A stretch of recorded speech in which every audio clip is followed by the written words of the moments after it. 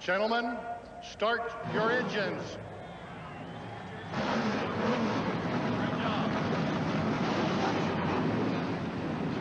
The command is given, and the most competitive field in Midwestern stock car history roars to life.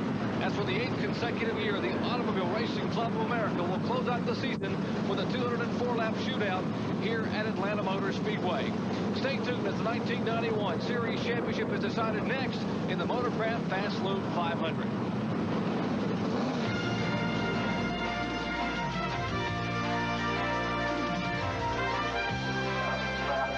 ESPN, the world's leader in motorsports coverage, presents Speed World. If you travel just 30 miles south of Atlanta, Georgia, on U.S. Highway 1941, you'll find Atlanta Motor Speedway. Or will you? Even the most seasoned race fans couldn't believe their eyes as this track, first constructed in 1959, has been transformed over the past 6 months into one of America's premier super speedway showplaces. This neatly manicured mile-and-a-half oval served as host today for the 20th and final event on the $1.6 million ARCA Tour. Hello, everyone. I'm Gary Punch, and welcome to Atlanta Motor Speedway. And ever since 1984, the ARCA Series has had their curtain call right here in Atlanta. And today, what a shootout. A tremendously tight point battle. Young Bobby Boucher just 15 points back of Bill Venturini. Joining me now, two-time NASCAR champion Ned Jarrett. And then what it all boils down to, basically, is two drivers, one race, and one championship. Yes, and they're going to have to play a little conservative, I believe, Jerry. Both of them apparently came here in a conservative mode because they qualified pretty far back in the field. Now, Bobby Boucher knows that he has to finish at least a couple of positions in front of Bill Venturini, but still he has to be there at the end. So I think that's what we'll see both of those drivers do, try to keep their cars in position to be there at the end of the race, hoping maybe the other one doesn't finish. It's going to be tough for them today because this is the best ARCA field I've seen in a long, long time. We have some drivers and some cars in there that are capable of winning that we haven't seen in the past, and that'll make that championship battle even more challenging for them. Indeed it should, Ned. You know, for many years this series has been used as a proving ground, not just for young drivers to try to get some super speedway experience, but some of those seasoned Winston Cup teams using this race for research and development. Right, Vinnie Parsons? Sure, that's right. In the last 2 years, Richard Childress has used this race as R&D with Charlie Glossback as the driver. Junior Johnson said, wait a minute, Childress is getting an advantage on me, so he's entered Dick Trickle in one of his cars. A couple of weeks ago, Harry Mellon announced that Bill Parsons would be driving his car next year. That's the number 9 car. So he said, we're going to be racing in Atlanta. Why don't Bill run the ARCA race, get some seat time in one of our cars, so we'll know what we got for 1992. This is 3 guys that normally would not run the ARCA circuit, and it's probably going to be 1, 2, 3 before the day is over. One of the most competitive fields in the 29-year history of ARCA Super Speedway competition getting set to come your way from the newly refurbished Atlanta Motor Speedway.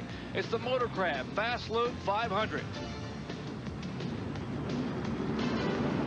Today's Speed World coverage of this event brought to you by Quaker State. The Big Q is one tough motor oil. And by Ford and your Ford dealer. Have you driven a Ford lately? We'll be back with our diehard starting lineup and 500 kilometers of super speedway racing action after this. Don't go away. We welcome you back to Atlanta Motor Speedway here in Hampton, Georgia. The curtain call, the 1991 motorsports season for ESPN. Let's take a look at our Sears diehard starting grid. A couple of veteran drivers up front. 41-year-old Bob Shack picking up his 3rd pole of the year, and he will start on the pole. Dick Trickle, yes, the former Winston Cup Rookie of the Year and all-time short track winningest driver in America, starts outside row 1 in a Ford Thunderbird. Back to row 2. Roy Payne, the youngster who's been so impressive this year, he will win the Rookie of the Year honors in 1991 in ARCA. And Phil Parsons getting his first ride for Harry Melling, a car he will drive all next year in Winston Cup racing, a former winner in Winston Cup competition at Talladega. Back to row 3, Clay Young, who finished 2nd in this race a couple of years ago. Yes, he's the IMSA road racing competitor. And Dave Mader, he drove this same car to a dominating win up at Michigan this past June. Charlie Glossback, a defending winner of this race last November, starts inside row 4 along with Winston Cup veteran Eddie Beerswell. Back to row 5. T.W. Taylor, the NASCAR Sportsman Division driver, a registered pharmacist. He'll be a contender early on. And former series champion Bob Keselowski. Watch him make a move early in the race. As you look at the rest of the field, Ned, one of the most competitive fields we have seen. Back there's Bill Venturini inside row 7, and Bobby Boucher. That's the point man. They're trying to chase each other back in row 8. Well, certainly starting that far back in the field is not going to be easy for them. And yes, there are some good cars back in the field area that we can expect to see come up through there. We see Dennis Setzer, who has been a whiz on the short tracks for the last couple of years in different type of competition. Ben Hess, who is always a strong contender in this ARCA series, starting back there in the 13th row. Mark Gibson, former Rookie of the Year, back there in the car number 77. Jeff McClure runs often on the Busch National Circuit, making his first ARCA start. Bob Dauber, a 3-time ARCA champion. Ken Reagan, who finished second here in the spring, he will start the Root Ride car, who wants to run for Rookie of the Year next year. And there's Bobby Gearhart with the provisional start. His car would not start today, Jerry. They have pushed it behind the wall, so they're 41 to make this start. And a 1.5 mile oval, as we said. Pole speed, 175.222 miles per hour. Not a record here. Race length, 204 laps, 312 miles. That's 500 kilometers. Field separation, just 2.1 seconds. Getting set for the green flag. Oldsmobile, the inside of row 1 with Bob Shack, the winningest active driver in ARCA Speedway history. 15 career wins, and beside him, the Junior Johnson-owned Ford Thunderbird. Dick Trickle at 49 years of age. The 1989 NASCAR Winston Cup Rookie of the Year, 42 strong side by side. It's the curtain call for ARCA at Atlanta, and the green flag flies.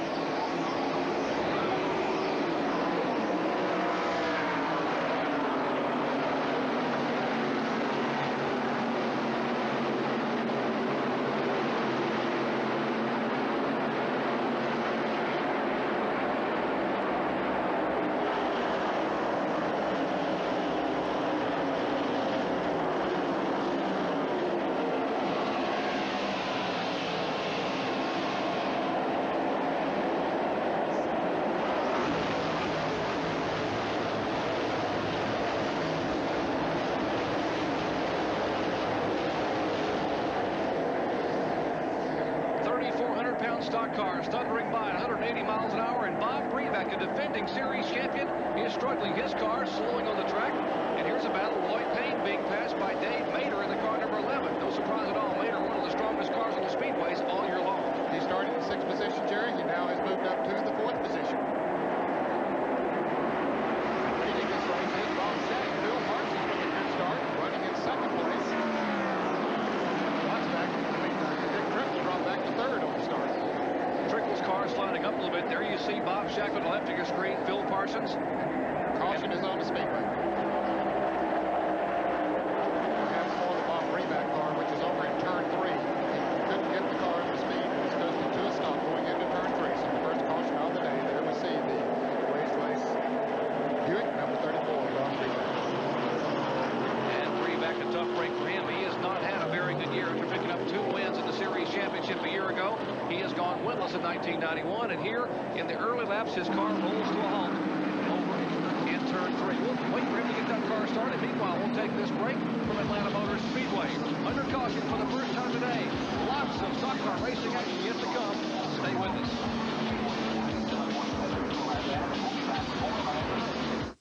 One car manufacturer has more NASCAR victories than anyone.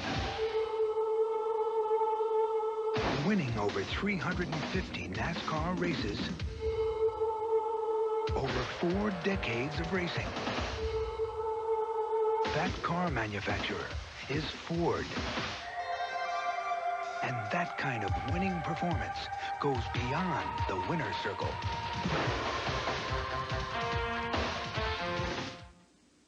Welcome you back to Atlanta Motor Speedway. Benny Parsons, Ned Jarrett, and yours truly, Jerry Punch. In the early laps here, 5 laps complete. As you take a look at the top 15 and see that Bob Shack is our leader, we're getting set for more green flag racing action. We went to commercial a minute ago, and Bob Brebeck had experienced problems in the early laps. His car rolling to a halt over in turn 3. The car eventually erupted into flames, and that flame was put out. His car now has been pushed back behind the wall. As you see, that scorched hood on the race glazed Buick. The 1990 ARCA Series champion Bob Brebeck having a tough beginning here in Atlanta. Getting set for green flag racing action. Bob Shack, 41-year-old driver, originally from Chicago, Illinois, now makes his home in Chapin, South Carolina. Will lead Phil Parsons out of turn 4. 5 laps complete. It will come down to complete lap number 6 as Doyle Ford will wave the green flag.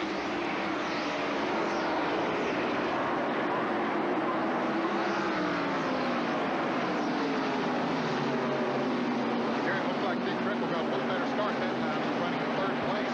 Parsons moves up and trying to make the deal with Bob Shack. Phil Parsons having a good run here early on. The same car that Greg Trammell drove here in the spring, the Harry Mellingham car. Trammell, of course, works in the engine room up in Dawsonville, Georgia. Set that car on the pole and went on to win the race.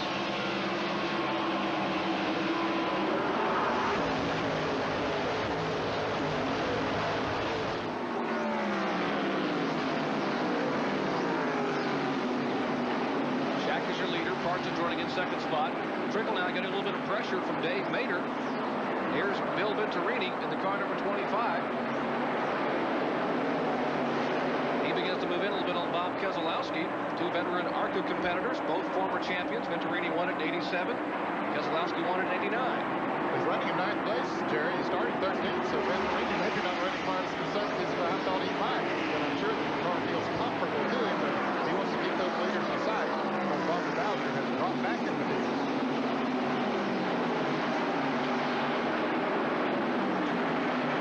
Roy Payne, the Chrysler LeBaron, Rookie of the Year contender. Up in front of them, the challenge is for 3rd spot. The car number 2 is Dick Trickle, the Junior Johnson-owned car, and Dave Mader in the car number 11. That's the Buick owned by Clint Folsom. And look at Mader really come up on him through the turns, Jerry. And I don't think the Trickle car is handling quite the way he would like for it to in the center of the turn. You'll see him again as they go into turn 1. Trickle went out just a little bit, but when they get in the center of the turn and start off, that's where Mader picks up. You can see he begins to pick up a little bit there now. As they come off the turn, he had a notion to go by on the outside, but there was not room out there, so he falls in behind Trickle. Now you heard Benny Parsons mention at the top of the show, this is an R&D situation for some of these Winston Cup teams, and that's one of those situations he was speaking about. That is Dick Trickle driving a Junior Johnson-owned car, and they have a Warren Prout chassis, and it's one of those hybrid front steer, rear steer chassis that they've been working with for a few years, and this one apparently not working real well early in the race. They'll try to get that one dialed in. Looks to me like the car might be a little bit tight, Jerry, at the turns. It's scrubbing a little speed off, but I think as the race goes on, that might work to his advantage. There's the 49-year-old driver, oldest Winston Cup Rookie of the Year. That was a couple of years ago. 4 cars all together out of turn 4. They pulled away a little bit from the 5th place car of Charlie Wattsback. And the gravity very definitely plays a part on this racetrack, Jerry, at the speeds they run, because they qualified at 175 miles an hour. So that means they're running upwards of 190 miles an hour on these short straightaways. There's a 16 of Roy Payne, the Chrysler LeBaron. Young man who will be Rookie of the Year this year. Starting third. Has had a good finish. His best Speedway finish coming here early in the year. Behind him, the car number 23. That's Eddie Beerswell. He finished 3rd in Texas. Their last Super Speedway event. Beerswell will try to make a move beneath him, and his automobile can't quite pull it off. Look at the Chrysler going very high in the turns. Roy Payne, car number 16. That gives some room down on the inside for Beerswell. They almost touch coming off the turn 2. Beerswell will get him going into turn 3. Beerswell will take the spot away. The Autofinders. Oldsmobile. Maybe Beerswell driver. That's 6th, 7th, 8th, and 9th right together. You see right behind him is Clay Young in the car number 5. He's the former IMSA competitor. 2-time IMSA American Challenge Series champion, built by one of the slower cars out in turns 1 and 2.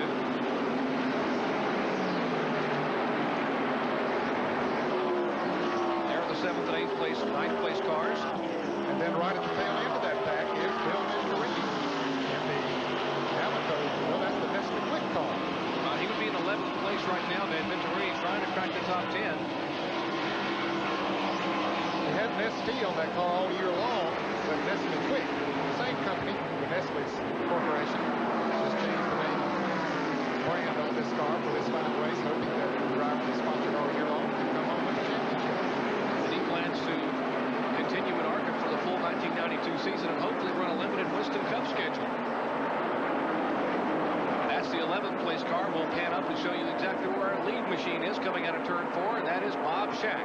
At 41 years of age, he's a car builder. He has 3 race cars in the field today. He has a car driven by Jeff McClure, number 54, and also the Mike Davis car, number 9, are owned by him. So he said it could be either a great day for me or an awful day for me. I could totally wipe out my racing stable. But right now, he's having a pretty good afternoon.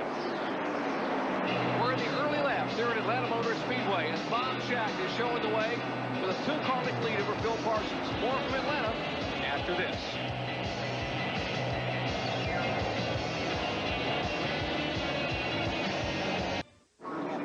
ARCA Permatex Series action from Hampton, Georgia, here at Atlanta Motor Speedway.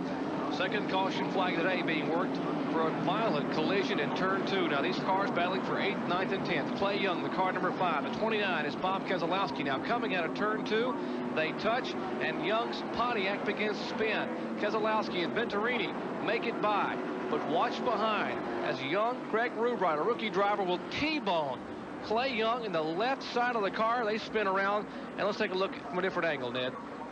Well, of course, he slides back out in front of Rubright, but, Jerry, there is room on the high side of that racetrack, but being a rookie, he didn't really know what to do, and he drove right into him a hard lick. And then, of course, behind them, some of the cars start coming in there. Nowhere to go. They start jockeying for position. There is, in the blue and white car, is Clifford Allison getting hit, and the car 04 of Mike Wallace up on the outside, and T.W. Taylor getting hit also, and he comes down to the inside of the racetrack. So at least a half a dozen cars involved in that impact off of turn 2. T.W. Taylor getting damage on his car. Mike Wallace's car spun. Apparently he will be able to resume. Heavy damage for Craig Rubright and, of course, Clay Young. Getting set for more green flag racing action. Showing 22 laps in the books here at Atlanta Motor Speedway. Glad to have you with us on this ARCA Permatex season finale here. The Motorcraft Fast Loop 500.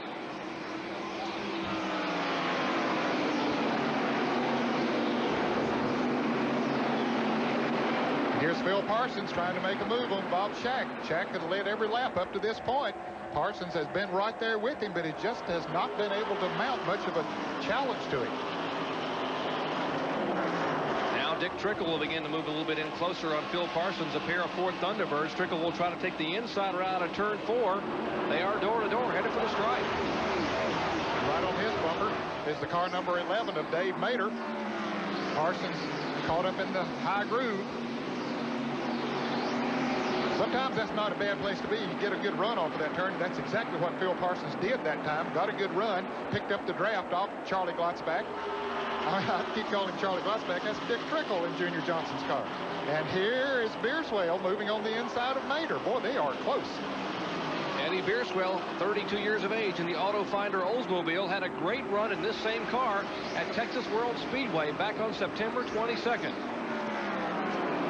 You see just creeping into the picture there is Bill Venturini, our current point leader, the 1987 ARCA Series champion. He's running right behind Roy Payne. And now Mader makes a move to the inside of Beerswell. They're really mixing it up in the top 5. Mader got caught there a moment ago in that traffic, Jerry, and Beerswell got on the inside of him. I think his car might be a little bit faster, and I think too Bill Venturini's car is faster than we have seen.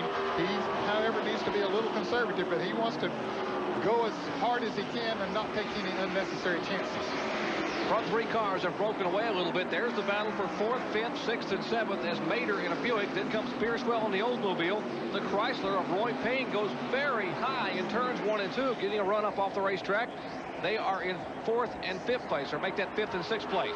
There's Eddie Beerswell, who finished 3rd, as I said, at Texas World Speedway in his ARCA debut.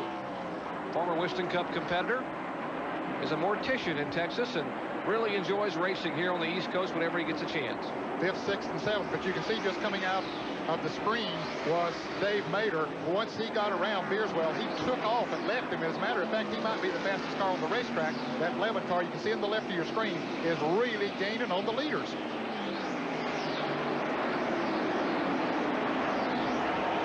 This, of course, is 5th, 6th, and 7th. Beerswell, car number 23, Roy Payne, 16. Now Venturini wants to make a move down on the inside. I think that those 2 cars might be holding him up a little bit, Jerry, but he just still doesn't want to take any chances, which is smart. He doesn't need to be taking chances at this time of the race.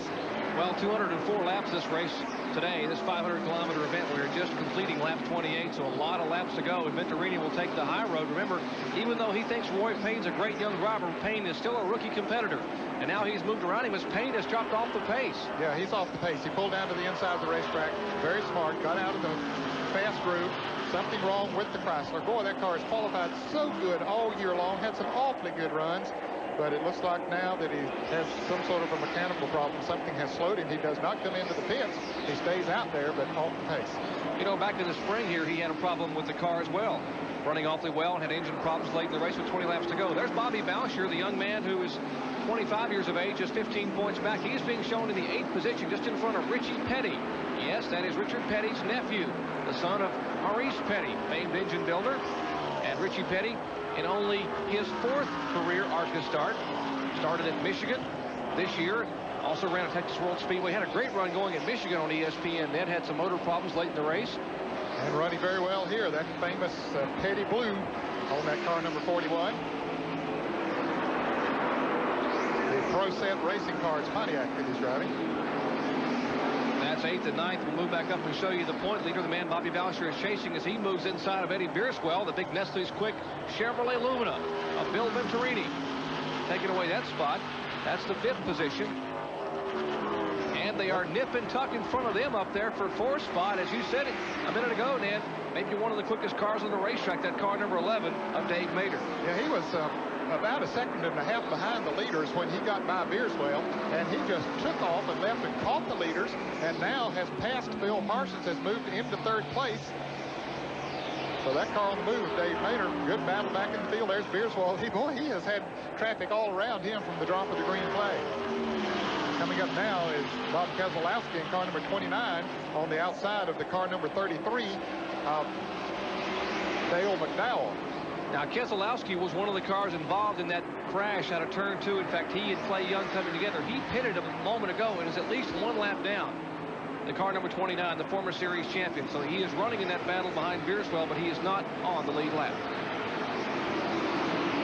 Looks like he has a fast car. He just moves up behind and now moves on the inside. But he has a lot to make up being a lap down. Back up front, Bob Shack holding on to the lead, but starting to get a little more pressure from Dick Trickle in the car number 2. Jerry, I think Trickle's car is beginning to come in a little bit now. We mentioned that we thought he was a little tight at the beginning of the race. Look at him now. He's able to cut the car, move down on the inside, move up on the inside of Bob Shack.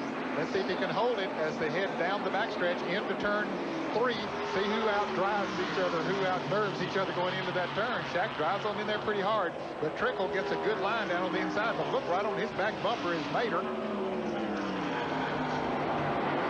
Now it's a 3-car draft, 2nd, 3rd, and 4th, and Phil Parsons sitting back there just watching the 2 in front of him. That's Phil Parsons back there in the Harry Melling Ford Thunderbird, car number 18, and now Mader trying to decide, should I make a move or should I follow Trickle? No, I'll follow Trickle and see what he's going to do coming out of turn 2. Well, those 4 cars really going at it here right now, but Shack has been the man of the hour so far.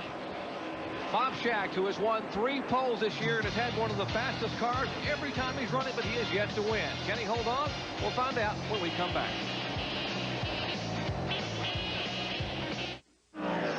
Back at Atlanta Motor Speedway, and yes, we mentioned Bob Shack might not be able to hold on, and he hasn't. His car has gone to pit road and possibly a problem. The crew now going to work on that car. Tom Reet, the crew chief down there. Shack, our pole sitter. This has been the story with him all year long. One of the fastest cars in the field, but he has encountered problems. At Pocono, he was on the pole. At Michigan, on the pole with a new track record, and he has had problems here at Atlanta. Let's check in with Benny Parsons. Benny? Jerry Punch, they're changing 4 tires. They've been around to the right side. Now they're around to the left. The lug nuts are off. But this has been an unscheduled pit stop, a slow pit stop, because they've had to get crews from all around the Winston Cup garage here. The guys are not familiar with each other, and it's been a slow pit stop. But finally, they've got the lug nuts tight, and Bob Shack is out. We'll check and see if the tires are back where flat, Jerry. Well, Benny, he lost 2 laps during that, at least 2 laps during that unscheduled stop. So, boy, his work is really cut out for him now if he's going to get back and stick this thing for the win. And then when we went to break a minute ago, he was leading and seemed to be the strongest horse on the racetrack. But apparently, as you just heard Benny Parsons say, they had a tire problem. Because coming off turn 2, you see Shack going into 1, was the leader with Trickle behind him. and Dave Mader. Then the car goes a little high for Bob Shack, as if maybe he had a tire going down. Trickle moves to the inside, and Dave Mader in the car number 11 will follow suit as well. And eventually he was passed by the front 3 cars, and then he began to drop back and eventually came into the pits. And we haven't mentioned the fact that there are 2 different tire companies here today. The pole sitter, the car you just saw pit a minute ago, is on Hoosier tires. These 2 cars that had some trouble early on in the first few laps are on the Goodyear radial tires. And these 2 cars are really coming in the road right now. These radial tires taking well to this high-banked oval. I think that's what we have seen as the race has gone on. Once they got those tires really seated in, the car Trickle especially looked a little bit tight at the beginning. Now, as they heat those tires up, it seems to be, the track seems to be coming to him, and the car is working well. You can see he can hold it in the center of the track if he needs to. But Mader, I'll tell you, is right there in every turn. Dave Mader in the car number 11. That car owned by Clint Folsom. It's a Buick Regal. Engines by Carl Wegner. Freddie Fryer, the famous short track competitor from the Southeast, is the crew chief on that car. Look at him come through the turn, down on the inside, really pick up on Dick Trickle. But he can't build enough momentum coming off the turn to get up beside of the Ford of Trickle, which has a lot of horsepower down the straightaway. We mentioned the R&D program. J.B. Raines, who's the engine builder for that car number 2, the Junior Johnson-owned car of Dick Trickle, told me they are using the new tunnel port heads, the brand new heads for this car that are not yet legal in NASCAR. Here's Dave Mader, the 1991 results. He's had 4 starts, and of course that win at Michigan in dominating style. 3 top 5s. Here he comes down on the inside. He might have enough momentum this time. No, he doesn't. Not quite. He is picking up in the turns, but that straightaway speed of Trickle is getting him, even though the straightaways here at the Atlanta Motor Speedway are only 1/4 of a mile in length. Each turn takes up a 1/2 mile, and he's going to use that 1/2 mile to his advantage now coming off of turn 2. They're door to door. It's a drag race down the backstretch now. Trickle has the advantage up high, but Mader takes the short route and hugs the bottom groove. Traffic in front of him out of turns 3 and 4. They move in on some slower race traffic and a heavy pack of traffic as they come down the straightaway, but Dave Mader will take the lead. Trickle's car still not staying down on the inside of the track like the car of Mader. And Bob Shack is back in the pit area. Benny Parsons?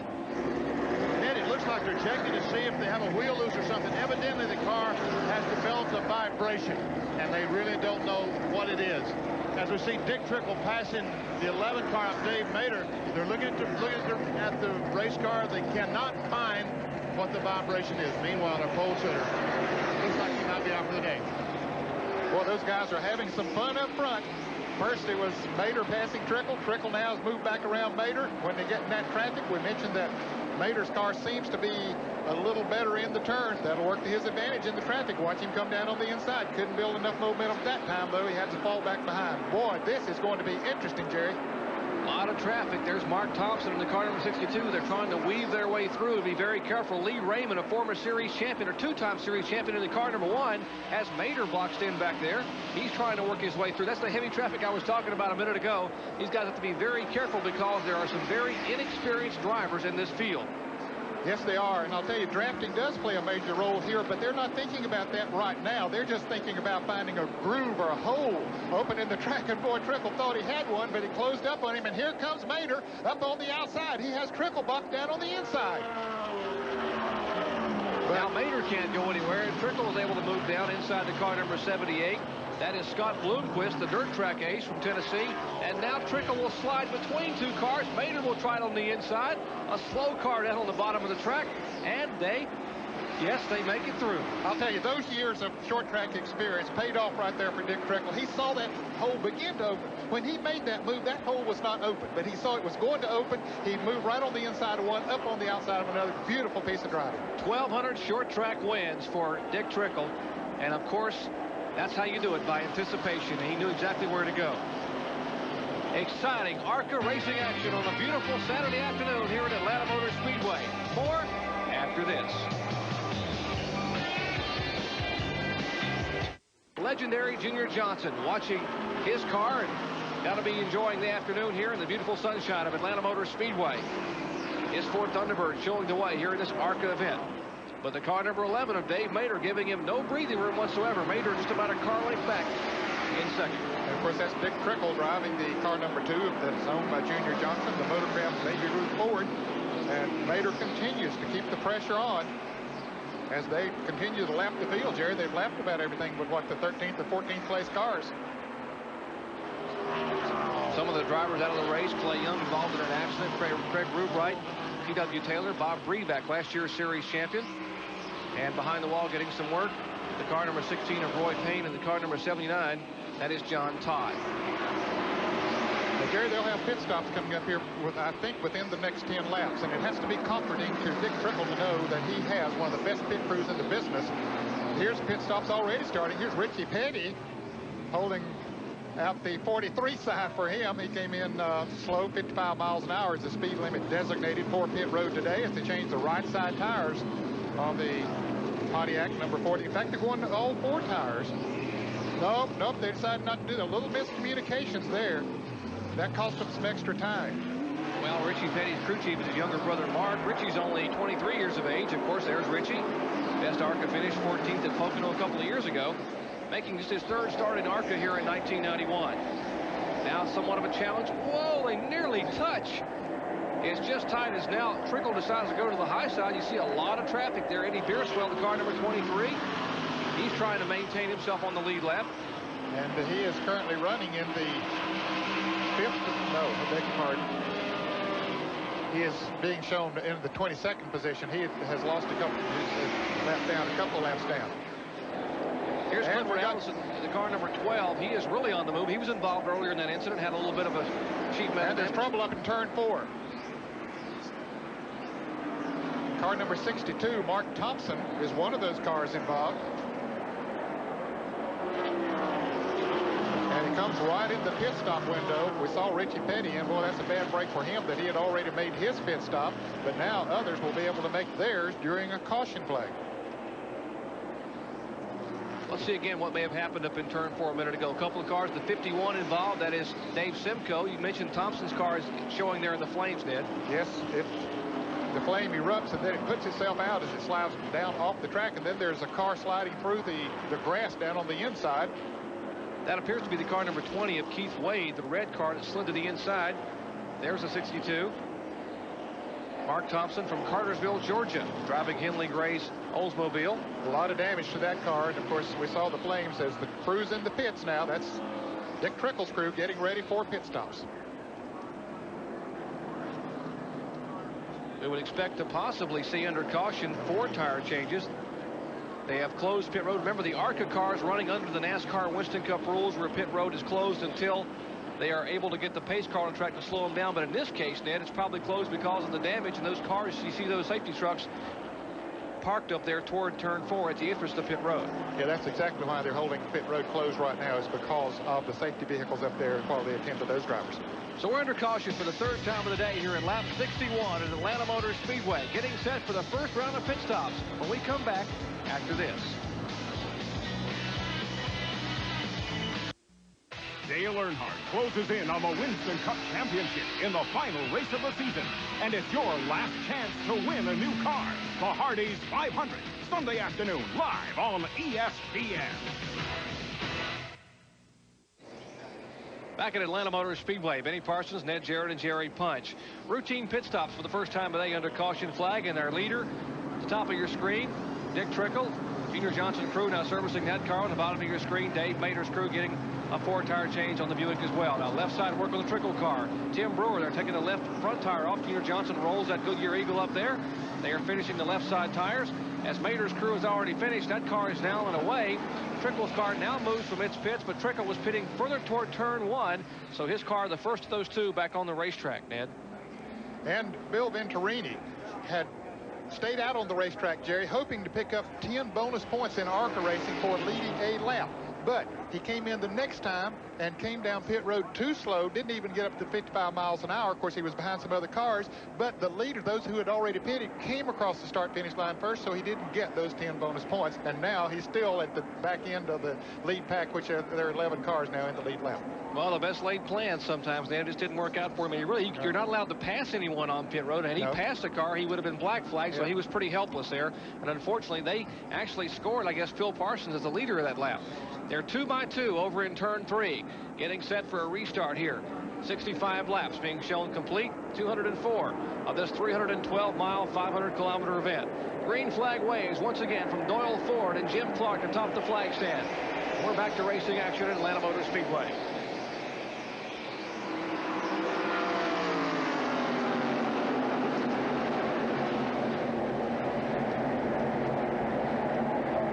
Trickle takes off this time, and here comes Charlie Glotzback up on the outside of Dave Mader.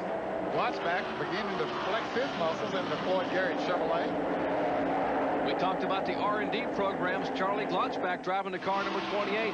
It says Floyd Garrett on the side of the car, but it's prepared by Richard Childress, his crew, and it has a spinning Clendenin engine out of Richard Childress Racing Enterprises there in Kannapolis, North Carolina. Jerry, I think they needed this pit stop. He was back there in 5th position, not a threat to those running up front, but Charlie Glotzback normally is a threat, but I don't think the car was handling too good, but now the car seems to be on the go. Here's some racing back in the pack. Tied racing action, Tim Fedua, a rookie driver, 1991 ASA Rookie of the Year, driving the car number 55 in heavy traffic. His car is the red and white number car number 55 on the inside. Eddie Beerswell going around him.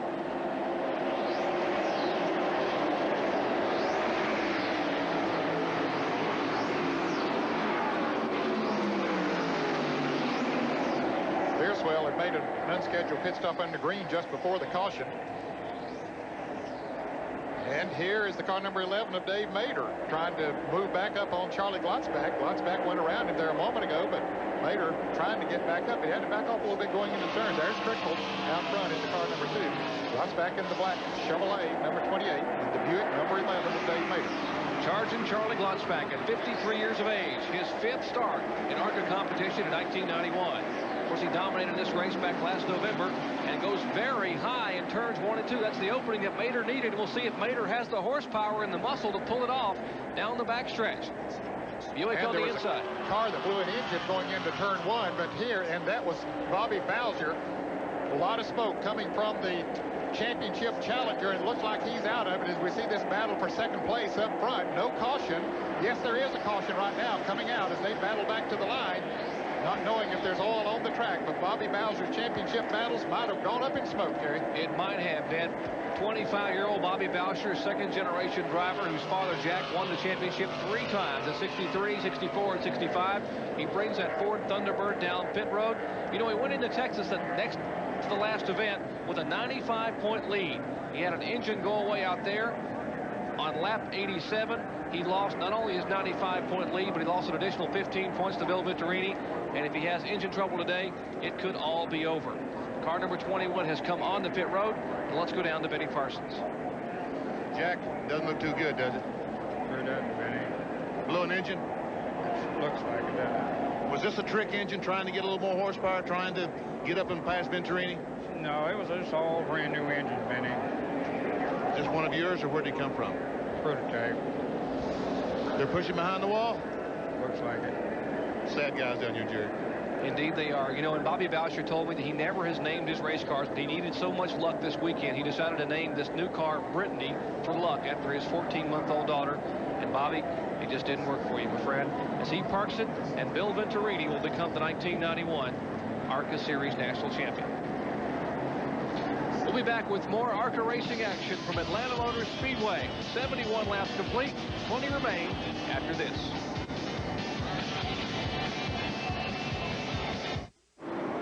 Back at Atlanta Motor Speedway for ARCA Permatex Series action, and young Bobby Bowser's chance at a championship has gone up in smoke. Let's go down to Benny Parsons. Bobby, no championship in 1991. Well, it's tough to take, but you know, we was running pretty good. Had a little chassis problem. We was getting that figured out, but you know, that's just the way things are. You can't do nothing about it. My hat goes off to Bill Venturini. He did a heck of a job all year, and we'll go get him at Daytona. 1991 was a good year for you, wasn't it? Yeah, we had 4 wins, and I consider the Springfield, Illinois race one of my biggest wins. But yeah, it was a good year for the team, and I think this will probably just make it stronger for next year. Jerry, they say you got to lose one before you can win one. So in 1992, we'll see if Bobby Bowser be in victory lane with a championship. Indeed, a classy youngster from a very classy family.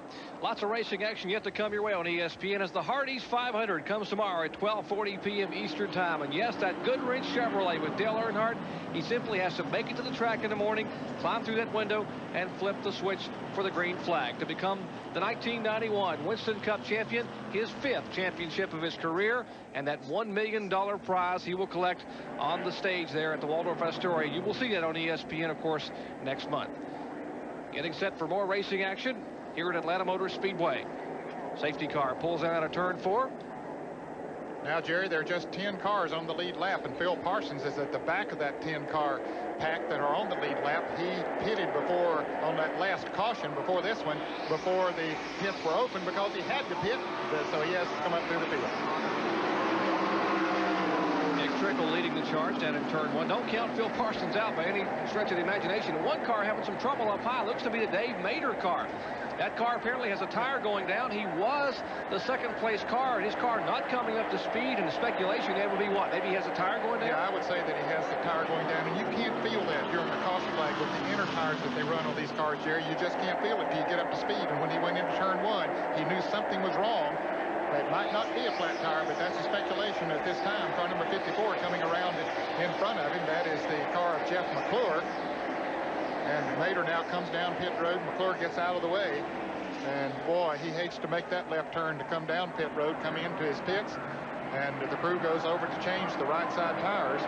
That's Freddie Fryer and the crew there. Grady Humphreys are working on that Clint Folsom Buick. A tough break, and he will go a lap down as the leader's now coming off turn 4 while he sits on pit road helplessly for that right side tire change. Wide now, just the leaders have just passed the start-finish line. The red car to the right of your screen, that is Dick Trickle. Motorcraft sponsored Ford Thunderbird out of the Junior Johnson stable. Now the 11 car of Dave Mader is going back down pit road. He will not lose but 1 lap. He'll be a little over a lap and a half behind once he gets up to speed, Jerry, but he'll need a caution to get caught back up, and then he'll need another caution after that if he's able to pass the leader at that time. So, boy, he has a lot of making up to do. He has got to get that car up to speed because Trickle is coming in a hurry. Now, Trickle will not be able to catch him, and now his car's up to speed out of turn 2. Trickle just entering turn 1 at car number 2. Their speeds are averaging about 173 miles an hour. What kind of speeds will they run down the backstretch here, Ned? They'll get close to 190 miles an hour, Jerry. Even though these turns are banked 24 degrees and they're long and sweeping, they can go through at a real high rate of speed, but they do have to decelerate going into these turns. So somewhere between 185 and 190 miles an hour on the straightaways. And there's the ARCA Series champion, Bill Venturini, in the car number 25 at 38 years of age. The Nestle's Quick Chevrolet Lumina, picking up his 2nd series championship. He won it back in '87, and not the way he wanted to win it, I'm sure. Bill Venturini, one of the nicest guys you'd want to meet in the ARCA garage area. He's currently being shown in 6th position, and he has got to be happy in the car, and I bet they're happy in the pits. Let's check in down there with Benny Parsons. Kathy Venturini, congratulations on the 1991 championship. Thank you, Benny. Did you tell him to stand on it now he's a champ? Oh, yes. He's here to win the race, and we knew if we won the race, we'd win the championship. And that's what he's going to do, is win the race. He's going all out. You think he can pass Trickle? It's going to be tough, but you know how races go. You get the right makes and the right moves, you can do it. So we're just going to hang in there and keep going. Positive attitude down here, Jerry. Indeed, and that young man, talking about Venturini, has come back from so much adversity. Remember his first Winston Cup start back in '89 at Michigan? He hit the wall on lap 71 and broke a vertebrae in his neck. He's had to come back from that to be a very competitive driver. And he's running in a lot of traffic. It looks like he has turned the wick up. And there's that 12 car of Clifford Allison, who has been strong. He stayed in the lead lap, Jerry, and running right there with Venturini, and the car number 55 of Tim Fedwa, who is being shown in the 4th position now. Good run for Fedwa. Tim Fedwa, the 1991 ASA Rookie of the Year, just 24 years of age. In fact, his first ever ARCA start. This car is owned by Ray and Diane DeWitt. In fact, they took one over and bought this car, lock, stock, and barrel, a turnkey operation this past Tuesday from Bud Moore. It's a Bud Moore Ford and engine whole combination they brought here to Atlanta, and the youngsters are doing a pretty good job with that car. Doing a great job. Tim Speedway, car number 55, the red car, right in the center of that action that we're watching. Bill Venturini in car number 25 right behind him. And we'll show you, that's that battle back there for 4th and 5th as Venturini moves in on Fedua. And we'll show you our lead cars as those cars entering up in turn 3. We'll back off and see our leader just crossing the start-finish line. The interval, about 2/3 of a lap. As the car number 2 of Dick Trickle showing the way here at lap 83 from Atlanta Motor Speedway. Dick Trickle holding off the veteran, charging Charlie Glotzback as we approach the halfway point here in Atlanta. More after this. Beautiful afternoon for racing at Atlanta Motor Speedway. Dick Trickle having a great afternoon in that Motorcraft Ford of Junior Johnson's. Lots of traffic, lots of racing action coming your way. There is Tim Fedua, and a car spinning in front of Fedua. It's Bloomquist. And Bill Venturini, car number 25, gets into it as Fedua goes around in the red car. Bloomquist down on the inside. There's Clifford Allison getting slowed down. How much damage are done to these cars? Battling for 4th and 5th place. Tim Fedua was in 4th. And the car number 25, there you can see damage to the Nestle Quick Chevrolet of Venturini, who has already clinched the championship, but big trouble here now. Looks like some right front sheet metal being pushed in on that tire, and his Chevrolet Lumina now. Venturini will need to get that car to pit road. And this tremendous crowd enjoying the racing action. Some close calls from a couple of drivers over in turn 2. So we'll check in to see if he's going to be okay and what will need to be done to that race car when we come back with more from Atlanta Motor Speedway after this. Don't go away.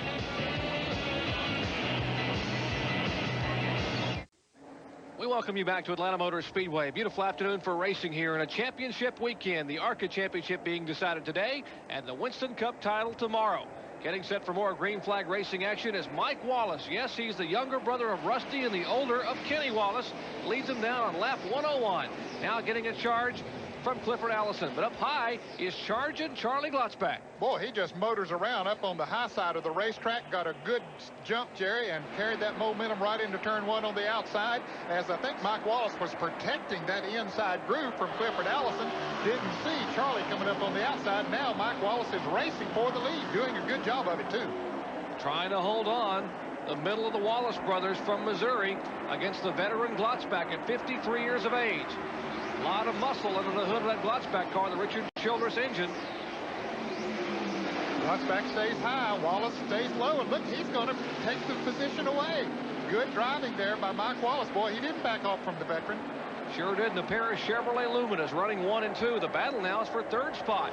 As our cameras close in and give you a great shot of Dick Trickle trying to make a move with the Ford Thunderbird underneath the car number 12 of Clifford Allison. That car still doesn't. The car 2 car doesn't seem to be working just the way it needs to in the center of the turn, Jerry. Had to back off.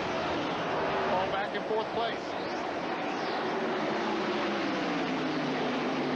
Mike Wallace, I'm impressed with that young man. Staying out there, and he has on much older tires than do Glotzback and Dick Trickle. He and the car 04 of Mike Wallace and the car number 12 of Clifford Allison did not stop when the others did. 4 fresh tires. And by golly, they're hanging right there with them. Normally, fresh tires will really help the car. That time by, they were given the halfway mark just a lap ago. 102 laps complete of the 204-lap, 500-kilometer event here at Atlanta Motor Speedway. The Motorcraft Fast Lube 500. Glad to have you with us. Benny Parsons, Ned Jarrett, and Jerry Punch all having a beautiful day for racing here in the heartland of Georgia. Mark Reno Chevrolet out front. He has some sponsorship from Dale Earnhardt Chevrolet on that car. Dale Earnhardt has been very helpful to Mike Wallace. Of course, Dale and Rusty Wallace, very good friends. Now we'll see if Clifford Allison can begin to move in a little bit on Charlie Glotzback. Clifford told me he had no idea he was going to drive in this race until about a week ago when they called him and said, come up to the shop and we'll be fitted for the seat. Suddenly he's down here running an ARCA race and running awfully well. He certainly is. Well, there's some tight racing here a moment ago coming out of turn 4 as Tim Fedua down on the inside. Ooh, boy, did they get close coming off of this. And that's the car number 75 of Bob Shack. Exciting racing all around this mile-and-a-half oval. Beautiful place here at Atlanta Motor Speedway. Rupert Smith, Bob Markham, and all their crew have done a tremendous job. This facelift ongoing here. They will add, we are told, possibly another 50,000 seats before we come back here next year. And the battle heats up, and whoa, a move down on the inside. That is Dave Mader, who is now 3 laps down as he tries to follow Dick Trickle in the car number 2. Trickle now making a move underneath young Clifford Allison. Well, Allison hanging tight up there. Mader looking for a place to go. I think he's a little faster in the turns than is the car, the Ford of Trickle in car number 2. Trickle wiggles a little bit coming off the turn. And Allison holds on tight up there. Let's see as we go into turn 1, who's going to have the advantage. Allison not backing off. He's staying right up there like we saw Mike Wallace do a little bit ago. He's on the outside group. Might have the advantage coming off the turn, but that power under the hood of that car number 2 might carry Trickle on by as he goes into turn 3. But again, Trickle has to back off a little. And the 5th place car of Phil Parsons to the right of your screen. That's the Harry Melling Ford Thunderbird. He is sneaking in there. He is now going to go in there and make it a 3-way battle. 3rd, 4th, and 5th. Reminder now, the car number 11 is 3 laps down. That is Dave Mader. He's a very quick car, but he had a tire problem and made a couple unscheduled pit stops. So he is not in the top 10. Phil Parsons, who had somewhat of a penalty, he had to back off and go to the back of the pack. They posted him on the board a little while ago, and he knew what it's for, so he backed off and went to the back of the pack, and now he's fought his way back up to the 5th position. So Phil Parsons, very definitely a threat in this race, and Trickle's car, Jerry, is just not doing what it needs to do in the center of those turns. Trickle's car was handling so well early on, Dan. Remember, we talked about his tires coming in and running awfully well with the Goodyear Eagles. What could have happened to this car? Well, in the early part of the race, he had a simpler problem than what he has now. And then as they ran on for a while, yeah, it began to come in. The tires got heated up, and then he led the race for a long period of time. He has on a different set of tires. I would say that he has a set of tires that's not matched up as well as perhaps the other set was, and it's affecting him in the center of the turns. It's got to be a good omen for Phil Parsons and Gene Roberts, the crew chief. They will run this car for the full 29-race Winston Cup Tour in 1992. Not this particular car, but this operation to have this kind of beginning here at Atlanta Motor Speedway. Phil running awfully well. Now here's the driver they're chasing. An impressive run by Mike Wallace at 32 years of age. He is running in only his 2nd ever ARCA race and leading the way. Lots of racing laps yet to come as Mike Wallace leading it. Stay with us more after this. Back at Atlanta Motor Speedway, action heating up toward the front as Charlie Glotzback now has been able to move around Mike Wallace. He just went in and caught him down on the inside. Wallace backed off a little bit for a slow car, it looked like, Jerry, and Glotzback went by on the outside as we saw him a little bit earlier in the race, riding that high side and has taken the lead. But Mike Wallace has done a great job up front there, holding off Charlie Glotzback for a long time. And again, he's on tires that's been on that car for quite a while. Glotzback has newer tires than does Mike Wallace. Let's take a look once again, Dan, a minute ago and see what happened. See Glotzback's car up high. He is the black car. Wallace is the white car on the inside of turn 4. Wallace had to back off momentarily back there for the blue car that we saw there at first, and then right here he had to back off again. Got a little squirrely, and that allowed Glotzback to go by on the outside. There was plenty of room up there for him. That was Keith Wade. They were trying to get around one of the cars, and of course Mike Wallace did experience hurt him a little bit there and cost him the lead. Well, we might say inexperience, yes, to some degree, but also good smart driving, because he was in that heavy traffic and he didn't need to take a chance of making an erratic move there that could really get him in trouble. So it was a good smart move. Charlie Glotzback trying to pick up his 2nd win of the 1991 season, having won at Talladega Super Speedway back in July in this car. Here comes Dick Trickle in car number 2, trying to move on the car number 11 of Dave Mader. Mader, of course, trying to get up there and pass the leader so he can get one of his 3 laps back. Trickle's car still not working too well in the turns, and we pointed out several times. You can see how much Mader is able to pull away from him and pull up on Mike Wallace. And it could be, Jerry, that Mike Wallace's tires are beginning to go away, because those tires have been on there a long time and certainly getting heated up, and I don't think they're sticking in the corners quite as well as they did a little bit earlier. Well, they're driving it in deep here in turns 1 and 2, and they're going to have some deep driving on Sunday night as NFL action comes your way on ESPN. It's from the House of Pain. The surprising Cleveland Browns take on their AFC Central rivals, the Houston Oilers. Quarterback Warren Moon leads what many consider to be the most explosive offense in the NFL. We'll see if the Oilers can wrap up that AFC Central title. That's coming your way on ESPN Sunday night at 8 p.m. Charging Charlie Glotzback coming your way right now. past the halfway point, showing 119 laps in the books. That's Chevrolet Lumina, the Floyd Garrett Incorporated Chevrolet, with a 53-year-old veteran. He started 7th, dropped back early on, had some problems, had a couple of pit stops, now making his way towards front in trouble over in turn 3. Car number 77 of Mark Gibson down on the inside with a lot of damage, both to the front and the rear, Jerry.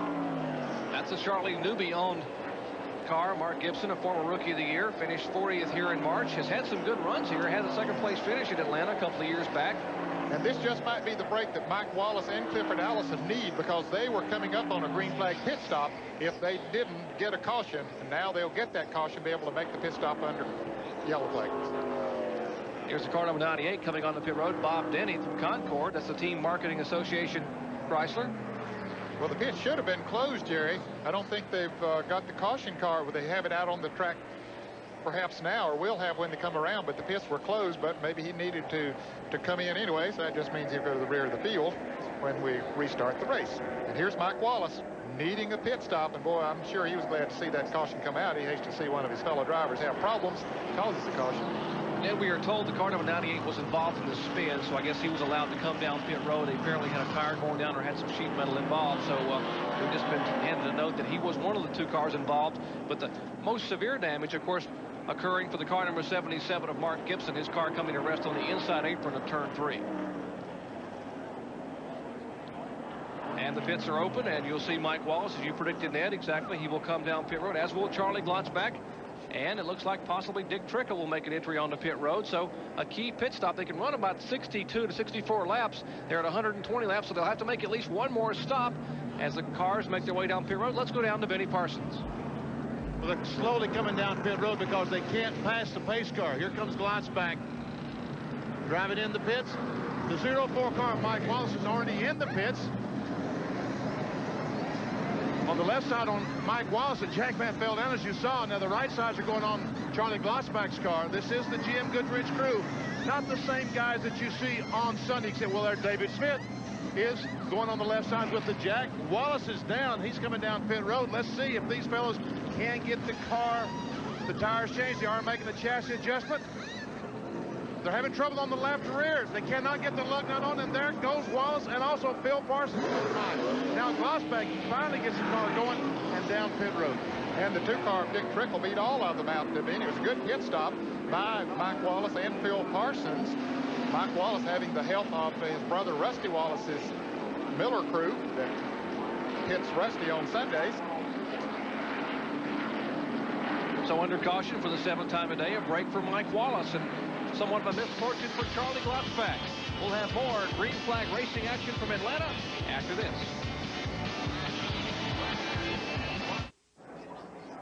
Back at Atlanta Motor Speedway, getting set for green flag racing action. Safety car pulls down off the racetrack, and Eddie Beerswell back on the lead lap. He did not pit. He was the only car on the lead lap that did not pit, so he will lead the charge down to the green flag as they come across for lap 127 here in the Motorcraft Fast Lube 500. And Dick Trickle did pit. He's running in 2nd place right now. And 3rd is Mike Wallace. 4th, Phil Parsons. And Charlie Glotzback in 5th place as they come over turn 2 and head down the backstretch. Phil Parsons down on the inside, making it 3 wide. Boy, he is moving right down on the inside. Coming up on the car number 1 of Lee Raymond. 3 abreast coming off of turn 4. This is a good wide racetrack. It's one track that you can do that on and get away with it. That's Lee Raymond in the orange and white with car number 1. Mike Wallace, the 04 car on the outside, and now Glotzback is pulled away by about a car length and a half. He's the black car just on the left side of the screen, and there's Phil Parsons in the car number 18 as Clifford Allison makes a move by in the car number 12 back there, the Revestis Buick. Now Phil Parsons moving in on Mike Wallace. Phil has been up there in the top 5 most of the day. Had a little penalty a while back and had to drop back to the tail end of the lead lap. They are 3rd, 4th, and 5th, but they are chasing the car number 23. He is the leader. That's Eddie Beerswell, who did not pit it. Right behind him is Dick Trickle in the car number 2, and Trickle tries it on the inside coming out of turn 2. We'll see if he has enough muscle to get up beside him down the backstretch. There's Eddie Beerswell, nice-looking young man from San Antonio, Texas. The Autofinders Oldsmobile he's driving, Jerry, and remember, he was a lap down at one time, got back in the lead lap, and the caution helped him then to move on around and get back in the lead lap, and now leading the race. As a matter of fact, he was 2 laps down at one time. We just checked the scoring. He has come back from 2 laps down to be on the lead lap, and he last pitted under the 6th caution on lap 98, so he did not have to pit this last time when the other leaders pitted, so he can stay out there for at least probably another 40 laps or so before he'd have to come back in. Well, I think everyone has to make at least one more pit stop, so that track position was very important, plus the television time that he gets here on ESPN. Here is Trickle now coming down on the inside in the Junior Johnson Ford, trying to take the lead. Very close down in turn 1 as Trickle's car slides up. Bierswell trying to hold the position. And let's see who can get the bite coming off turn 2. The Auto Finders Oldsmobile for Bierswell seems to have the advantage. And you just see in the corner of your picture there, the car coming is Charlie Glotzback. And I think Trickle now has seen that car coming. He's going to try to hold the inside groove as there is Glotzback now diving into the picture. First, second, and third. Less than a car length apart in turn 4. Trickle's car is just not turning in the center of the corner. I've said that so many times today, but it is not working the way that he needs for it to. And Glotzback going by on the outside. See Trickle's car drift up after Glotzback goes by? Indeed, Ed, and you got to wonder if he just needs a few laps to get those radial tires working into the racetrack. Let's check in with Benny Parsons. Benny? Jerry and Ned, we've talked to the crew on Dick Trickle's automobile, and the car, Ned's right, the car is just pushing a little bit in the middle of the corner. He cannot get back on the gasoline like he wants to, and that's why he's having a problem in the corner, in the middle. They've adjusted on it, Ned, and it looks like they're going to have to adjust a little bit more. Well, this is an R&D car, and you know, that's why they have it here, is try to learn some things from it. And that's one of the things they'll have to learn, and here goes Charlie.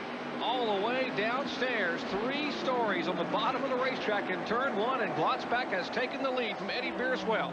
And Dick Trickle says, well, I can do that. I'll go to the bottom of the track here in turn 3. And makes it look easy. They pull 2 car lengths now on Eddie Bierswell there as they head for turn 4. Now, Trickle has gotten right as close to Glotzback within 2 or 3 car lengths there. Now, that could help that pushing situation, especially in the draft, because normally that'll tend to loosen the car up a little bit when you're running real close to someone else, and that's what he wants to do right now, is stay as close to Charlie Glotzback as he can to loosen his car up. Chevrolet and Ford, first and second here. Charging Charlie, they call him, at 53 years of age, and 50-year-old Dick Trickle right behind him in a Ford Thunderbird. You know, Junior Johnson talked to me at Rockingham a few weeks ago and said that he was going to run this car in this race, and he said, who do you think I ought to get to drive it? And we talked about several different drivers, and he said, what about Dick Trickle? I said, hey, Dick Trickle is a good race driver. He said, I need somebody that can push the button and that can run with Charlie Glotzback. Said, we know what Glotzback will do. He said, I want this Ford to outrun that Chevrolet. Well, here they are running first and second. It looks like he made a good choice. The car's still not working quite as well as Trickle needs for it to, but certainly he has pushed the button today. And Ned Glotzback went over to talk to juniors today. This is the same car I drove 3 years ago at Pocono when I finished second and finished third at Daytona with this same chassis. Actually, it was a Chevrolet Monte Carlo body on it. It's the best handling car I've ever driven. And you're putting Trickle in it, I'm going to have a tough day. Lots of racing action still to come your way here from Atlanta Motor Speedway as Charlie Glotzback leads them off. More after this.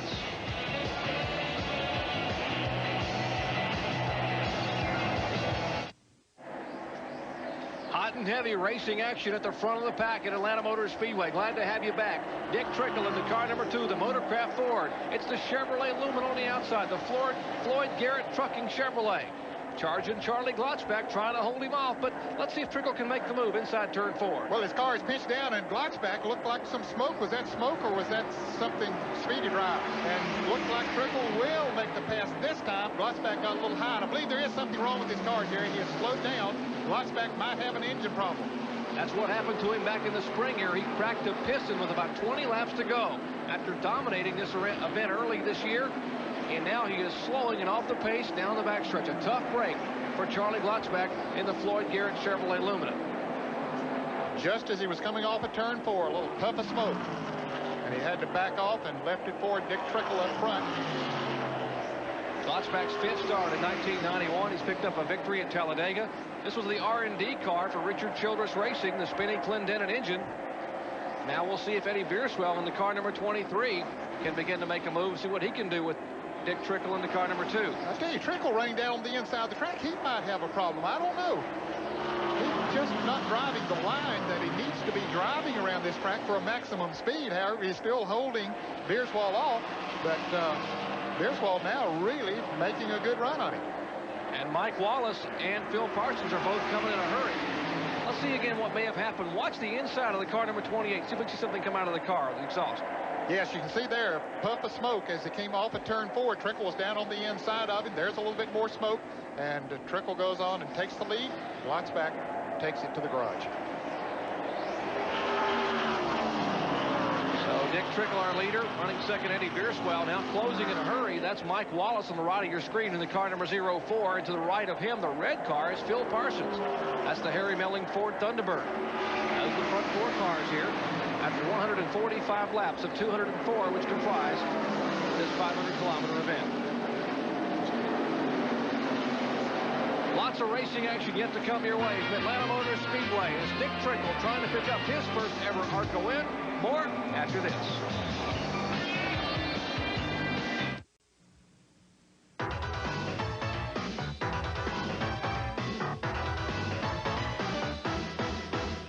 Track Facts are brought to you by Quaker State. The big Q is One Tough Motor Oil. This bottle holds compressed nitrogen. That's what these fellows use to change tires. Here's the impact wrench. Here's the regulator that regulates the amount of air going through the impact wrench. But look how exposed it is to anything that may fly around in the pits. A tire, a gas can. Let me show you what these fellows do to protect these gauges that are so important in regulating the air. Look at the piece they've made to go over. It screws on this air bottle, nitrogen bottle, and protects this gauge in case someone throws a tire or a gas can in the pits. It'll hit this piece of metal and not the gauge. Well, indeed, Benny, safety not only a priority on the racetrack, but in the pits as well. There's the car number 2 everyone chasing. That's Dick Trickle. Junior Johnson-owned Ford Thunderbird, sponsored by Motorcraft. We mentioned Trickle had been around for a number of years. He raced an ARCA event in 1969. A little trivia, Ned. Dick Trickle, our leader, raced at ARCA at Daytona in 1969. He finished 14th. Who won that race? How about Benny Parsons? That's exactly right. Our own Benny Parsons won that race. Iggy Katona finished 2nd. Andy Hampton was 3rd. And one of the ARCA legends, Ramo Stott, finished 4th. Dick Trickle trying to get his first ARCA win here today. Is his car really handling very well, trying to move around Tim Feedaway, the car number 55, currently being shown in 13th position. Feedaway is 2 laps down. Well, Trickle now running in the lap traffic. He is able to run a high line. That seems to work a little bit better with that tight chassis that he has. And the chassis has to feel good to him now, Jerry, that he doesn't have a lot of pressure from any of the front-running cars for the lead.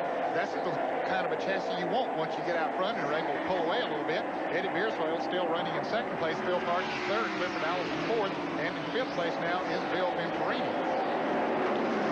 People might wonder what happened to the car number 04, Mike Wallace. Now, just moments ago, he had a problem. Apparently, the window net came loose, and he is driving with one hand on the wheel, and the left hand, he let the window net go. He just couldn't handle it anymore with that centrifugal force in the turns, and he brought the car down pit road.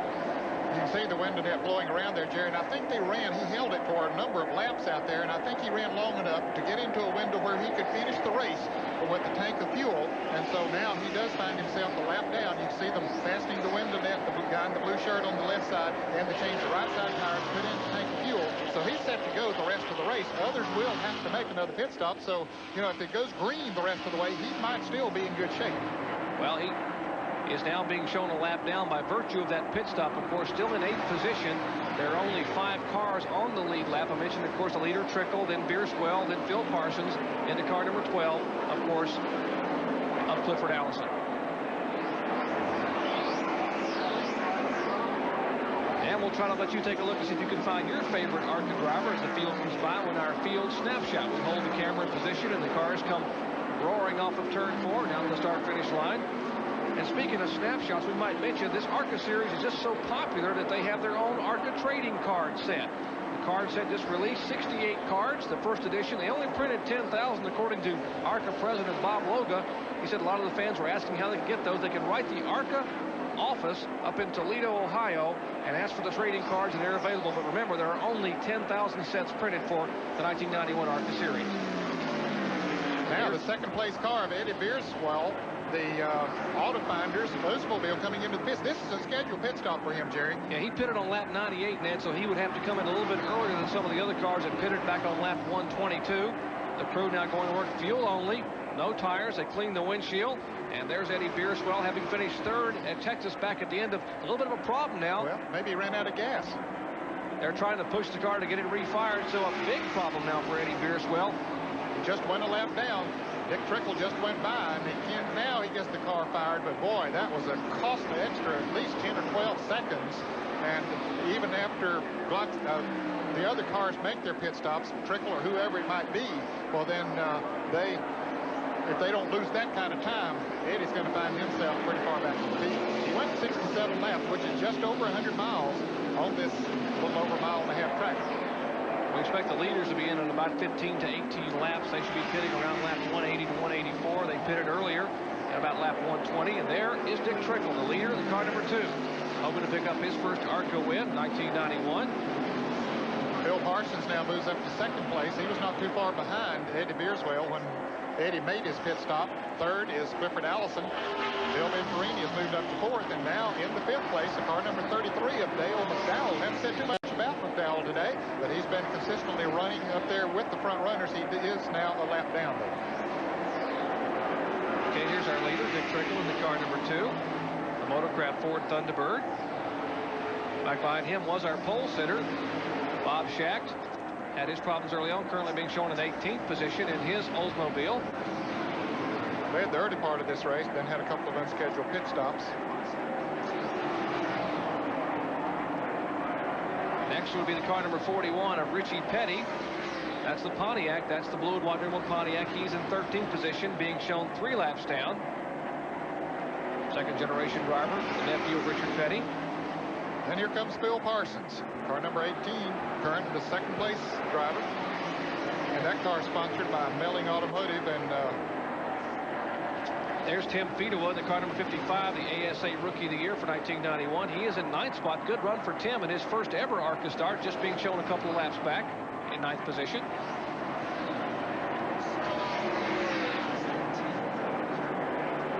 Car number 65 in the 10th position.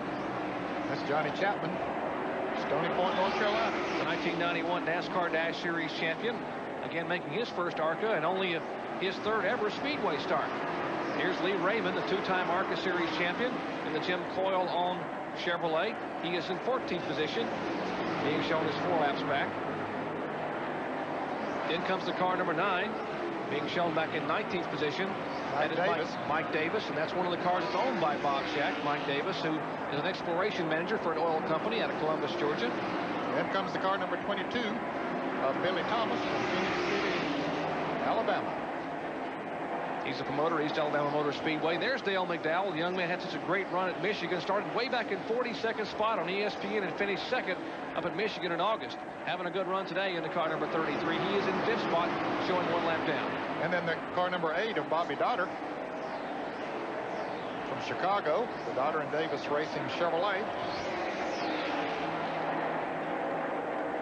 Then comes the car number 98. That is Bob Denny. Started driving years ago. And is back in his favorite profession of driving a race car in Concord, North Carolina, the Team Marketing Association Chrysler. Norman Degree is the crew chief on that car. And we pan back to the car number 20 of Keith Wade from Quinton, Alabama. He just came out of the pits, Jerry, just a couple of laps ago, making his last pit stop of the day. He's in 20th position. Here's Clifford Allison, the Robestus Buick. That's the Bobby and Judy Allison owned car, and a good run for Clifford here in his second ARCA start, showing in 3rd position. And then here is Mike Wallace, former leader of the race. Mike running in 6th place right now, but he is a lap down after making a green flag pit stop. But remember, he is set to go the rest of the way. Dick Trickle and others up in front of him have another pit stop to make.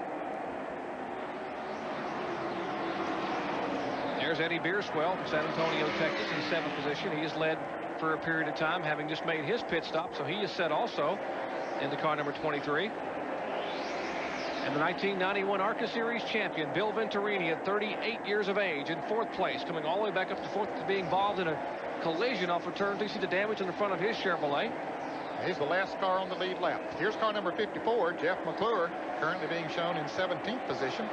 Making his first ARCA start. He runs selected Busch Grand National events over the past 2 or 3 years.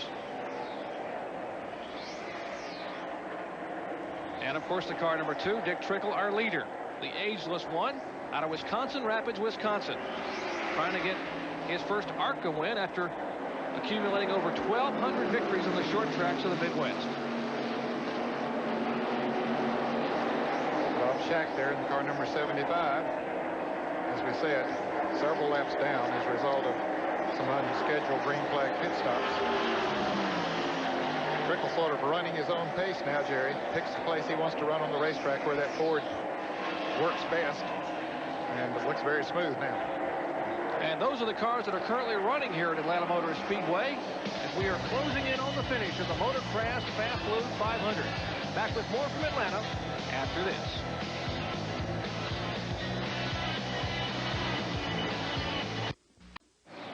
Our championship weekend continues here at Atlanta Motor Speedway tomorrow with the Hardee's 500, the 29th and final event on the $18 million Winston Cup Tour. And yes, the Goodwrench Chevrolet driver Dale Earnhardt has to climb aboard, fire it up, and take the green flag to pick up his 5th Winston Cup title. And of course, that $1 million purse prize to be delivered up there in the Walden Astoria next month. And our champion for the ARCA series here in what we call championship weekend at Atlanta is Bill Venturini, the car number 25. And he's about to go a lap down, Jerry. He is the last car on the lead lap, currently being shown in the 4th position, but Dick Trickle up there about to put a lap on him. As Trickle begins to make a move on Venturini, we'll tell you exactly what happened. Venturini, the veteran, coming into Atlanta, had a 15-point lead. Now, he was trailing young Bobby Boucher by 95 points as they went into their next to final event, that at Texas World Speedway. Boucher had engine failure, so Venturini comes to Atlanta with a 15-point lead. Now, here in Atlanta, just about the midway point, Boucher has another engine failure and has to park it.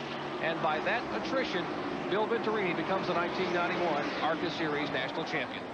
He was involved in an accident, not of his own making, a little later on, did some damage to his Nestle Quick Chevrolet, which perhaps has affected the aerodynamics of it, but he still, up until right now, has stayed in the lead lap. And here's one of the leaders coming into the pits. That's Phil Parsons coming into the pits for what should be his last pit stop, Benny. Ed, remember a few laps ago, Phil ran out of fuel on a caution flag, had to come in when he wasn't supposed to, was penalized, so the car not getting as good a fuel mileage as Dick Trickle's car. He's in the pit. He's not out of gas this time, and they're only putting fuel in. One can of gas. That's all they're going. Gene Roberts said go, and away he goes, but he's got to be careful. Don't go too fast or he'll get penalized. Well, Dick Trickle just went by, Benny, as he was in the pits, so Phil goes a lap down, but Dick Trickle has a pit stop yet to make himself. Clifford Allison coming into the pits. He had moved up to second. Now he is in the pits. And it looks like, Benny, they're taking on right side tires on that car. You're right, Ned. They are changing right side tires and also putting fuel in the car. They're having trouble on the right front. That's all they're changing is right sides, and Clifford is back on the racetrack. And Jimmy Fettig and the Bobby Allison crew now working on Clifford Allison's Robustus Buick. That's a car that's driven this year some by Hut Strickland. And one car has slammed the wall hard in turn 4 and erupts in flames. It is the Phil Parsons car. The Harry Melling on Ford Thunderbird has hit the wall a ton. The entire right side of the car is caved in, and there are flames beneath the car. A tremendous lick up in turn 4 and a tremendously bad break for Phil Parsons. He had just made the pit stop, and now Dick Trickle will be able to make his pit stop under caution. Caution being shown to the field for the 8th time today. Let's take a look and see what happened. Looks like Phil Parsons had already tagged the wall with the smoke trailing from beneath the car, and he comes down and jams against the inside wall, and then you see that flame from inside the engine compartment of the car. He has no steering control. You see the left front tire is shoved back in. The right front is pinned by the sheet metal. And the safety crews are there on the scene immediately to attend to Phil Parsons. Jerry, I heard a sound as if a tire blew. Now, whether it was when he hit the wall or just before, I don't know. But certainly Phil Parsons took a hard lick. The 8th caution flag of the day flies for a violent impact up in turn 4 for that Ford Thunderbird of Phil Parsons. Safety crews are on the scene, and there's our leader, Dick Trickle. Less than 20 laps to go. We'll have more from Atlanta Motor Speedway and an update on Phil Parsons when we come back after this. Back at Atlanta Motor Speedway, still working the 8th caution flag of the afternoon for this violent impact just moments ago up in turn 4 of Phil Parsons in the Harry Milling-owned Ford Thunderbird. And he has already ricocheted off the outside wall, comes down and slams that inside concrete barrier separating pit road from turn 4. And Phil seems to be okay. The flames from inside the car. He has no steering control of the car whatsoever. Their car will come to rest down inside of pit wall. Now, Benny Parsons has caught up with Phil Parsons down at the hospital. Let's go to Benny Parsons. BP? Phil, you all right? Yeah, I'm fine. Watch your head there, cameraman. I just a little bit sore under my arm here. I just want to thank Harry Milling and Gene, all the guys that give me a heck of a car. Didn't look like we could beat him on the racetrack, so I was hoping we could beat him in the pits. I don't know where we were after we made our pit stop. I was just pedaling as hard as I could, and I guess I must have ran over something and cut the right front tire down because the thing just went absolutely straight in the wall. You just had made your pit stop and went around the apron. You probably got some debris in the apron, cut the right front, you think? I wouldn't doubt it. You know, as try as they might, it's hard to keep the apron real clean because the stuff, you know, comes on down from the bank. But you know, they do the best they can, and it's unfortunate I got us this time. Maybe it won't next time. Get in there and let them check you, okay? Now, he just slams the wall, and he's worried about our cameraman backing into a cable. That's the courtesy of that young man, Phil Parsons. I'm sure, hopefully, he'll be okay. He'll go in and get checked out there by some of the crew. And while they were working to clean the track, here's Dick Trickle getting serviced, our leader, by Tim Brewer and the rest of the Junior Johnson Budweiser crew that will service the Jeff Bodine car tomorrow. And Trickle has been serviced for fresh tires. He's down and away. And Ned, he is shown now on a lap to himself. Everybody else had made green flag pit stops excepting Bill Venturini, and we saw him go a lap down on the racetrack. So now, yes, he is in a lap by himself, so he can just ride out there free. Not too many more laps to go. Laps are winding down. 204 laps comprise this 500-kilometer event for 312 miles. Glad to have you with us. Dick Trickle now will lead him down to the green flag. Once again, just 14 laps remain. And the battle is going to be for second place. Those two white cars, Mike Wallace in car 04 and Eddie Beerswell in car 23, second and third at the moment, each a lap down. But they'll be battling hard for that second position. Both of them had made green flag pit stops, and we're hoping that it'd go green the rest of the way so that Dick Trickle would have to make a green flag pit stop, but that didn't happen. So now they're a lap down, but battling hard for second. Coming up out of turn 4, laps are winding down. Mike Wallace at 32 years of age. Now, Beerswell is also 32, but he has a lot more super speedway experience, having driven in the Winston Cup race for a couple of years. If I'm not mistaken, this is only Mike Wallace's 4th ever time on a super speedway. He ran a couple of Busch Grand National events, had a 16th place finish at Charlotte this year, so not a bad start for him, but doesn't have the experience on the high banks that Beerswell has. He has run a very good, impressive race here. Both of those drivers have today, but Mike Wallace, with the limited experience that he has, I have been really impressed. And yes, once again, he is the younger brother of Rusty Wallace, who won a Winston Cup championship here at this racetrack, and the older brother of Kenny Wallace, the accomplished Busch Grand National regular who will run for the Winston Cup Rookie of the Year next year. Still battle for second, and up front there you can see those two red cars momentarily almost going side by side with Bob Shack, who is several laps down up there with Dick Trickle. But this is the battle for second and third. No battle for first, but a good one for second. Chevrolet, the car number 04, Chevrolet Lumen, and the Oldsmobile of Eddie Beerswell.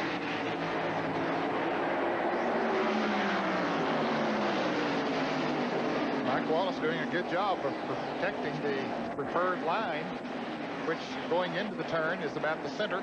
And then, of course, as it comes off the turn, they drift out next to the wall. We mentioned Mike had limited speedway experience. He qualified on the front row here back in March for this Atlanta event and was running fourth when he had motor problems about halfway through the race. So he had already adapted pretty well on this mile-and-a-half track.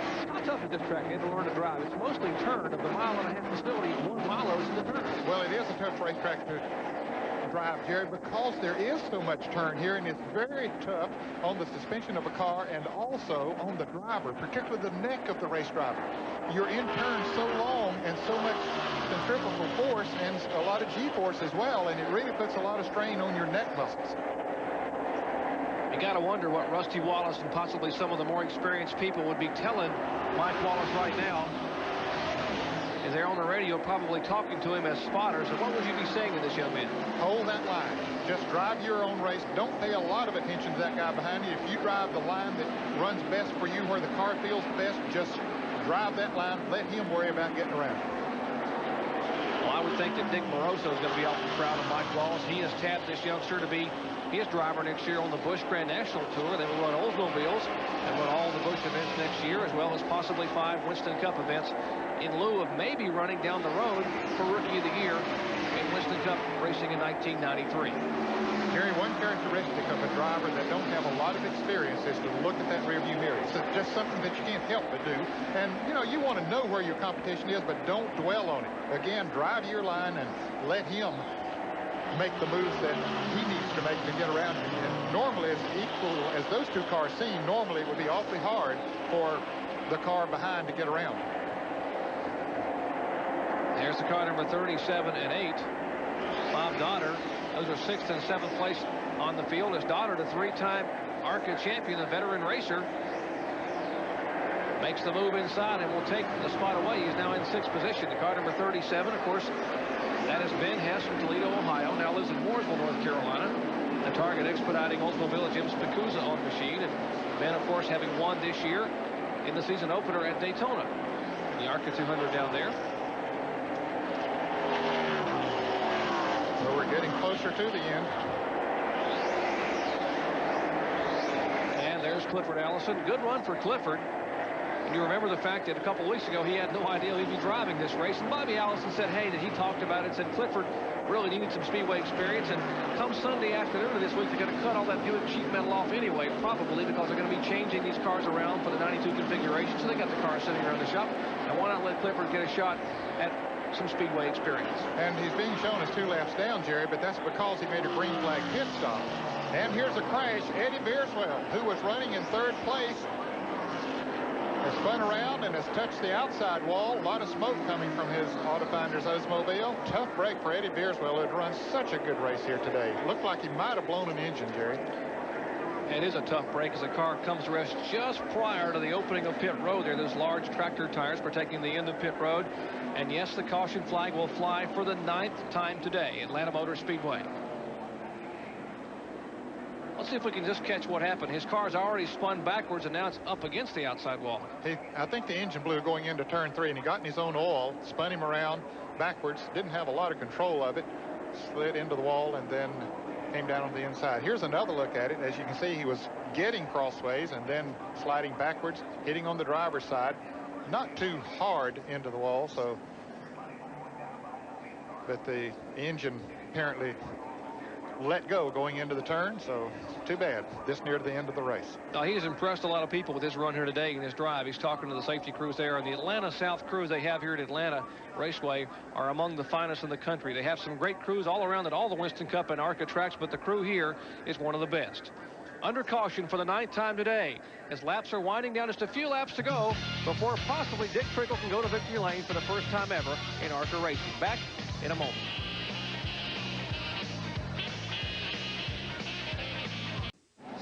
Back at Atlanta Motor Speedway, 201 laps being shown as complete of the 204 which comprise this event. The caution being shown for a crash involving the car number 32, Eddie Beerswell, 32-year-old driver from San Antonio, Texas, having climbed out of the car and waved, and after having such a great run here, what a nice young man. He and his father, Don Beerswell, epitomizing what this racing is all about, with a great attitude. And of course, the safety crew, safety cars having the field in tow down the backstretch are trying to get the track clear so they can finish this race under green flag. So they've given them one more lap, Jerry. They're scheduled to get the green the next time around as this safety vehicle now comes off the track. So apparently we're going to get a green flag. And the flag stand getting ready to unfurl that green flag for the final time this afternoon. They will complete lap 202 on the way by. So it'll be green, white, and checkered flag. Dick Trickle at 50 years of age. He turned 50 just last month in October. Having been born in 1941, has picked up a lot of wins. Now going to get his first ARCA victory if he can just hold on for a couple more laps. And Mike Wallace with Bill Venturini right on his back bumper there, a lap down. And also the car number 33 of Dale McDowell, also just one lap down. He's being shown in 4th place. Trickle, all he has to do is just ride around there and hope to stay out of trouble while those others battle for second. The battle should be between Mike Wallace and Bill Venturini. Wallace, the white car in your screen. Venturini, the car up high. Yeah, he went very high, Jerry, and coming off of turn 2 and lost a lot of distance to Mike Wallace. And I'm sure Mike Wallace looked up in his mirror and said, boy, that looks good to me. As he's pulling away, they have some quick drive up there in turn 3 where Beerswell blew the engine of his car. So they're all on tiptoe through there. They come around and get the white flag. White flag for Dick Trickle at 50 years of age, and they're shuffling it up behind Trickle. Trickle out there, no traffic in front, must ride for about a mile now to pick up his first ARCA win on the final lap. There's the Ford Thunderbird driver, Motorcraft sponsorship, Junior Johnson R&D car. And Dick Trickle will take it home to victory lane. Less than a mile to go now for Trickle as he heads for turn 3. You know that he's driving careful through that quick drive this time. No traffic to contend with. Trickle tiptoeing now out of turn 4. And the battle for second spot as Trickle comes across and takes the win. And Mike Wallace will finish in second position. Great effort for Mike Wallace, the young man out of Missouri, and Bill Venturini wins the championship. Bill Venturini, 38 years of age, from Chicago, Illinois, picks up his second ARCA Series title. Whoops. Gave a little bit of a bump to Bob Dotter there. Bob, of course, from Chicago also, so maybe he's just giving his neighbor a friendly bumps. And there's a Dick Trickle crew. Junior Johnson, the legendary car owner. He's got to be pretty happy with his R&D program and its first outing here in ARCA competition. We'll hear from the winner, Dick Trickle, and possibly the champion, Bill Venturini, when we come back to Atlanta Motor Speedway after this.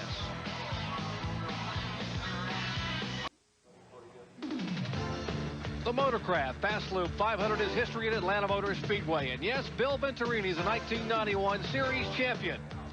Dick Trickle takes the win, leading 112 up 204 laps. We hope you've enjoyed today's Speedwall coverage of the Motorcraft Fast Lube 500, brought to you by Smooth Bush Beer and easy drinking Bush Light. And by Quaker State. The big Q is One Tough Motor Oil. Let's go down to Benny Parsons where they're celebrating in Victory Lane. Benny? Jerry, normally we have one happy winner in Victory Lane. Today we got two, but first let's talk to Dick Trickle. The car ran well. Well, you know, so number one, I want to thank Junior Johnson and Tim Brewer for considering me and having enough faith in me to come and drive the car for them. It was like a pat on the back after everything else been going on. You know, the guys, you know, that he pulled out of the shop to work on the car just did a super job for me. And, you know, through the week, anything I want to change. And then we had the 11 car crew us, you know, at pit stops, and so I had some super pit stops. They told me, if you're going to drink your water, drink it fast or you won't get it down. I was on the back straightaway still drinking my water after pit stop. Okay, Dick, shut up. We got to talk to the champion. You've been a champion before, haven't you? A few times. All right, a champion, ARCA champion 1991, Bill Venturini. Congratulations. Thanks a lot. Is that all you got to say? You're not happy or anything? Well, of course I'm happy. I wish I would have won the race instead of finished third, but we had some problems today. Got involved in a couple wrecks and still finished third, so I'm happy with that. I'm glad we won the championship. 1992, you're going to be back to try to, again, to repeat? Oh, definitely. I hope that Nestle and Amico will be with me. I'm working on it and hope that next year we'll come and defend our championship again. Hey, I got two guys down here. Where did he go? I did have two guys, Jerry. Back to you. Well, the top 10 as Dick Trickle takes the win. Mike Wallace is second. Venturini finishes third. Dale McDowell fourth. Bob Dotter in fifth place. 6 through 10. Ben Hess, Clifford Allison, Tim Fedewa, Richie Petty, yes, and Johnny Chapman finishes in 10th spot. Lots of action coming your way tonight. CFA college football, the Razorbacks and the Aggies live at 7:30 p.m. Eastern Time. And following that, when we go out to Jack Murphy Stadium, BYU and San Diego State decide who goes to the Holiday Bowl. And, of course, a lot of racing action to come your way tomorrow. The Hardee's 500 Championship Weekend continues. For Benny Parsons and Ned Jarrett, I'm Jerry Punt saying congratulations to Dick Trickle and Bill Venturini. So long from Atlanta.